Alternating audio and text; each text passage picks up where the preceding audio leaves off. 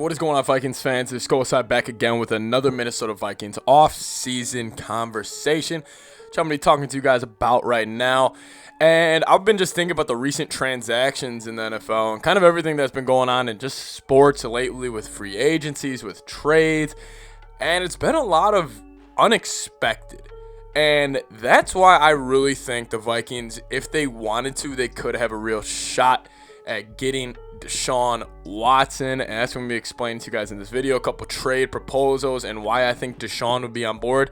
And obviously why the Minnesota Vikings should be on board. Talking about Deshaun to the Vikes today. Anyways, guys, if you guys are new here, subscribe to the channel, leave a like on the video. Let's talk about Deshaun Watson. Could he be actually heading to the Minnesota Vikings? Let's get into it.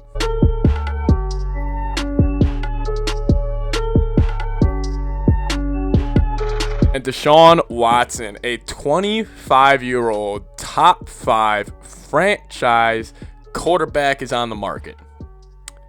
That's incredible. When have we ever really had that? At least in my lifetime.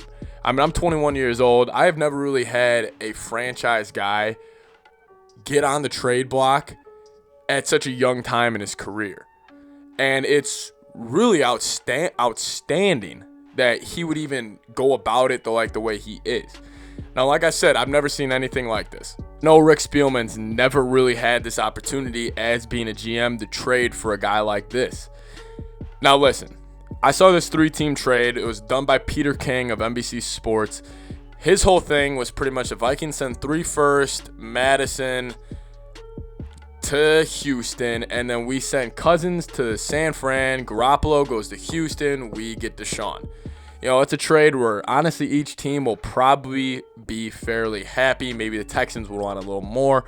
But 49ers, they would get a quarterback in Kirk Cousins. And you may be saying, why would the Niners want Kirk over Garoppolo? First off, I think just plain and simple, Cousins is better.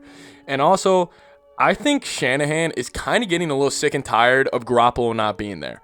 And Garoppolo's been hurt, and they are terrible when he doesn't play. It could be showing value to him, but I also think it shows value to Shanahan that even when he just has a competent starter in the NFL, he could win a lot of games. And I think Cousins is better than Garoppolo, and especially if you would put him in that system, Cousins would fit right in. They already have the chemistry. I think Shanahan probably values Cousins so much higher than Garoppolo, even more than I do. Because Cousins, he hasn't even missed a start in his career, besides being benched in week 17 in some week. I believe it might have been last year for the Vikings. And I think when it comes to the Vikings and Niners, they would both be on board. Now moving on to obviously Houston. Houston, let me tell you something. If you guys keep hanging on to Deshaun Watson, once free agency is done, there's going to be a couple more teams that have their quarterbacks. Once the draft comes, there's going to be a couple more teams that have a quarterback. You do not want to wait this out, because then the amount of picks, amount of players you get, it just goes little by little each and every day that you hold this out. I could make the argument that this is the best time to trade Deshaun Watson for the Houston Texans. So why aren't they? I think the owner's being stubborn. You know, there's more reports coming out of Houston that people are saying you should trade him. Just trade him, start over, let's get something new. And now, obviously, the fourth team or fourth person is obviously Deshaun Watson. He has a no-trade clause. He needs to accept where he's going to go. So let's just say, for example, the Vikings do send out 3 first-rounders. You know, obviously, we go to the 14th pick and the 2 future first-rounders in the next 2 years.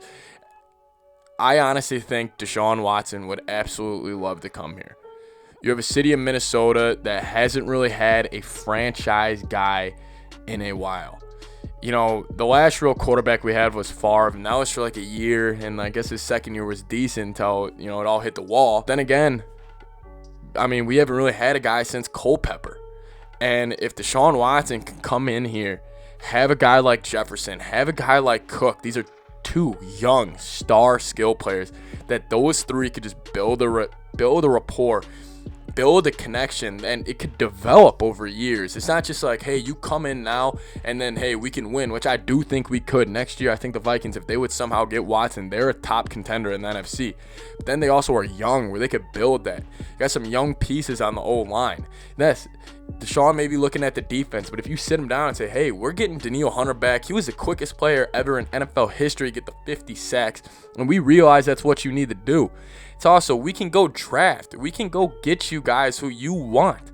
And also, the offensive line. I mean, I know the Vikings have never been good at it, but if you bring in a mobile guy, it puts a little less effort on the offensive line. The O-line will look better. Even though it may not be technically better, they will look better because Deshaun will be making more plays. He'll be getting out more, and I think maybe we'll realize maybe the O-line isn't that bad.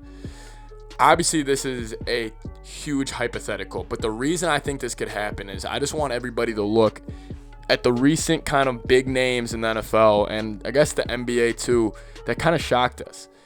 You know, yesterday with J.J. Watt going to the Cardinals, we all thought it was going to be Pittsburgh. We all thought it was going to be maybe New York, maybe Miami. No one really thought, Pittsburgh or Green Bay. Those were the main two for J.J.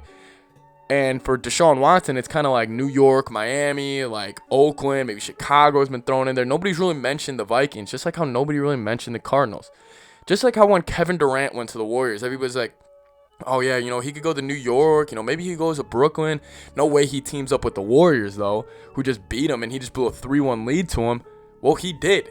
And then it was like, oh, no way Tom Brady goes to Tampa Bay.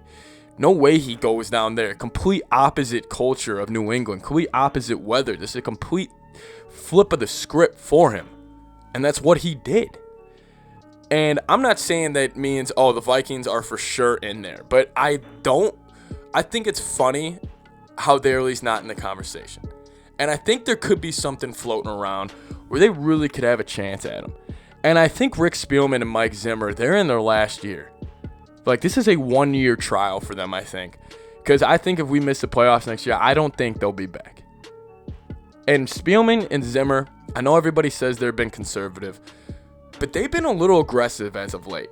And in certain moves, just like getting Yannick Ngakoue, certain moves trading a guy like Diggs, certain moves like Zimmer's been going for it more on 4th down.